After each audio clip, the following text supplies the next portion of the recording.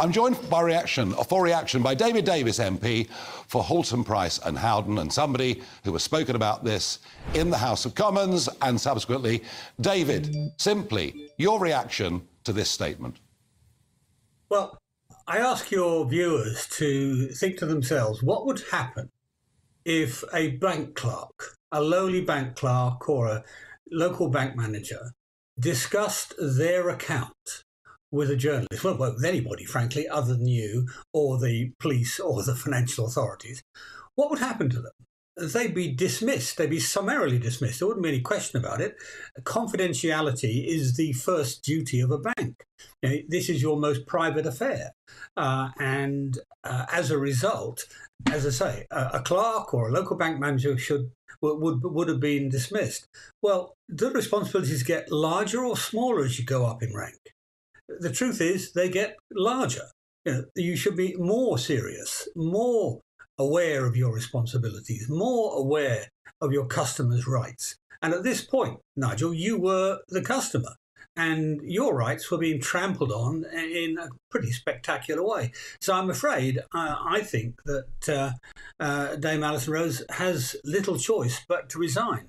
And frankly, I'm astonished that the board of directors indicated full confidence in it. Frankly, if a head of a bank that I was a big shareholder of did this, I would say immediately, I'm sorry, it's over. Find your successor. So let's just be clear, David, you think Alison Rose should go and perhaps some other senior management too? Yeah, I'm not sure, because I don't know what's happened at the board meeting, who said what and so on. I can't pick out any others, but Alison Rose seems to me, I mean, she is the source of the information.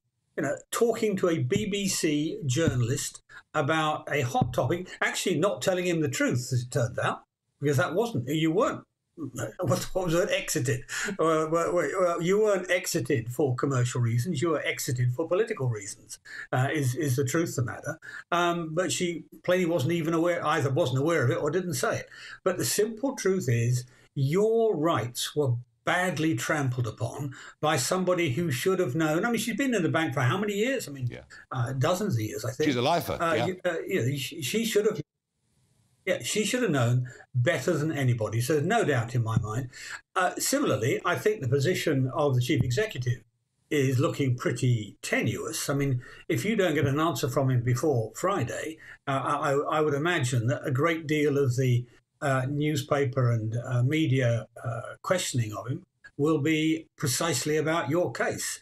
And so it should be, because, again, he has responsibilities. You know, banks, there was a lot of talk in the last few days when discussing your case that, you know, banks don't have to accept any customer, they can choose who the customer is. Well, you know, it used to be a British citizen's right to have a bank account. Absolutely. In the days when the post office was public. That was taken away when the post office was privatised. But today, you know, you can't operate without a bank account. It's a utility, just as much as water is a utility. If somebody turned around and said, I'm cutting off your water supply because of your politics, it would be a front page uproar, wouldn't it? As this has been as well. Yeah. So it seems to me that the bank has behaved very badly at several stages, and certainly Alison Rose has broken the code upon which she should work. David Davis, thank you very much indeed for your reaction.